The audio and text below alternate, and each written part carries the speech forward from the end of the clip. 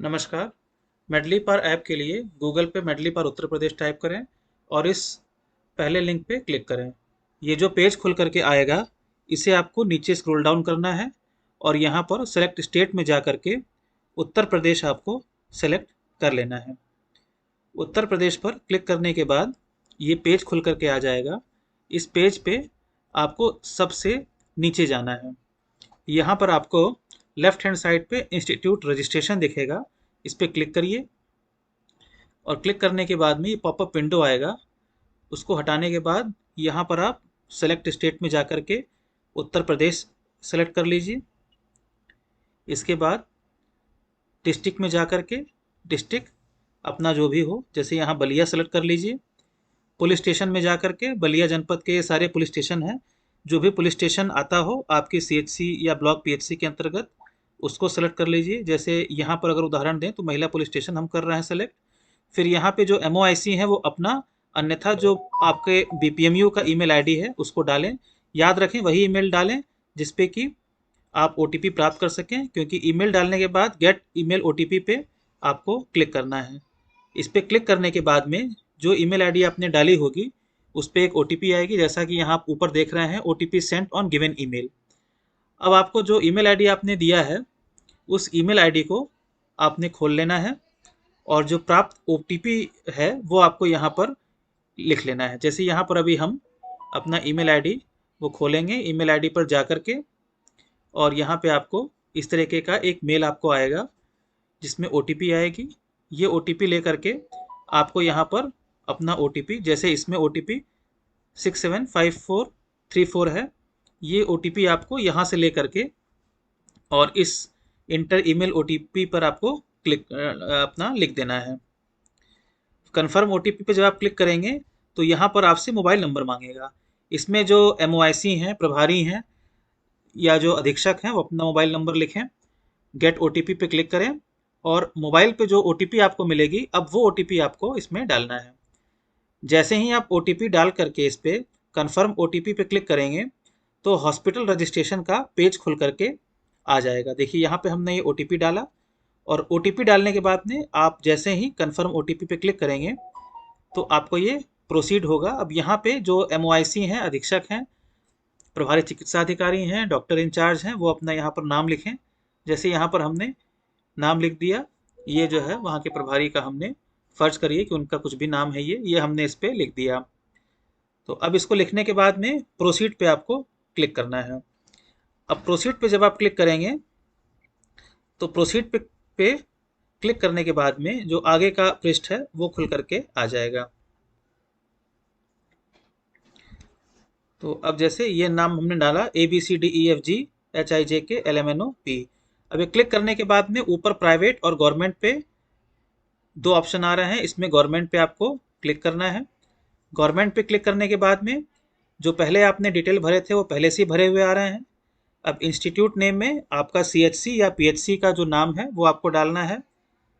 उसके बाद इंस्टीट्यूट का टाइप आपको सेलेक्ट करना है, अगर वो पीएचसी है तो पीएचसी, प्राइमरी हेल्थ सेंटर है तो प्राइमरी हेल्थ सेंटर, सीएचसी है तो सीएचसी। फिर यहाँ पे आपको इंस्टीट्यूट कैटेगरी में जा करके स्टेट गवर्नमेंट करना है, क्योंकि हमारी जो संस्थान है वो राज्य सरकार के अंतर्गत आती है। अब यहाँ पर लैटिट्यूड लॉन्गिट्यूड का ऑप्शन मांगा जा रहा है। बलिया जनपद के जितने भी हॉस्पिटल हैं उनके लैटिट्यूड लॉन्गिट्यूड की जो लिस्ट है वो मैं ग्रुप में डाल दे रहा हूँ। आप यहाँ से अपने हॉस्पिटल का जो लैटिट्यूड और लॉन्गिट्यूड है वो कॉपी करके और मेडली पार पे पेस्ट कर सकते हैं। जैसे ये लैटिट्यूड हो गया, अब इस लैटिट्यूड को आपने यहाँ से कॉपी किया और कॉपी करके वापस आप मेडली पार में जा करके लैटिट्यूड पे आपने इसको पेस्ट कर दिया।